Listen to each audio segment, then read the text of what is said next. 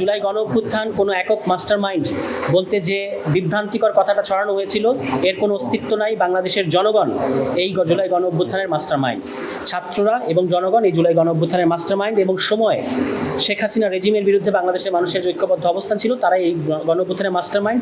এবং যে কোনো মাস্টারমাইন্ডের তুলনায় আমাদের জুলাই গণ অভ্যুত্থানের শহীদদের যে আত্মত্যাগ, এটা হাজার হাজার গুণ বেশি গুরুত্বপূর্ণ এবং তাদের অবদানের কাছে আমাদের এই বেঁচে থাকা এটা সত্যি সত্যি নস্যি। আমরা শুধু এটুকু বলবো যে আপনারা জানেন যে জুলাই গণ অভ্যুত্থানের বিচার এখনো পর্যন্ত ঝুলন্ত অবস্থায় আছে।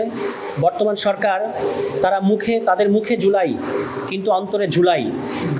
তারা জুলাই গণ অভ্যুত্থানের যে বিচার, এই বিচারিক প্রক্রিয়াটাকে ঝুলিয়ে দেওয়ার জন্য যা যা করা প্রয়োজন, সংস্কারকে ঝুলিয়ে দেওয়ার জন্য যা করা প্রয়োজন তারা করে যাচ্ছে।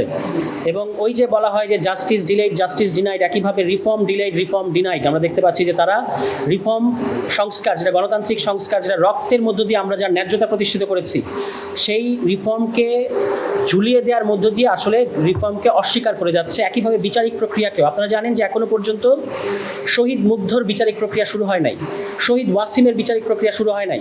এরকম অসংখ্য গুরুত্বপূর্ণ আলোচিত যারা শহীদ, তাদের বিচারিক প্রক্রিয়া এখনো পর্যন্ত তদন্ত কার্যক্রম শুরুই হয় নাই। এ কারণে আমরা দাবি জানিয়েছি যে ট্রাইব্যুনাল বাড়ানো উচিত এবং সরকারকে এটা, যদি তারা মনে করে যে জুলাই নিয়ে শুধুমাত্র তারা রাজনীতি করবে না, জুলাইয়ের ফায়দা তো আপনারা সবাই ঠিকই নিচ্ছেন, জুলাইয়ের সুবিধাভোগী সবাই, কিন্তু দায় কেউ নিতে চাচ্ছে না। বিশেষত সরকার কিন্তু দায় নিতে চাচ্ছে না। জুলাই জাদুঘর নিয়ে টালবাহানা করে যাচ্ছে। সরকারের একটা অংশ এই জুলাই জাদুঘর যেন চালু না হয় সেজন্য ভেতর থেকে নানা ধরনের কলকাঠি নাড়ছে, এটা আমাদের কাছে তথ্য আছে।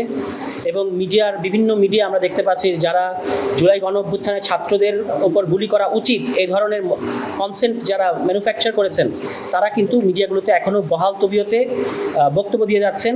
বিএনপি সরকারের একজন এমপি, বিএনপি জুলাইয়ের তাদের নাকি সবচেয়ে বেশি শহীদ, অথচ তাদের একজন এমপি টেলিভিশন টকশোতে এসে প্রকাশ্যে বলেছেন যে জুলাই 5 আগস্ট বলতে কিছু নয়, এটা হচ্ছে ইউনূস সাহেবের নাকি একটা মেটিকুলাস ডিজাইন।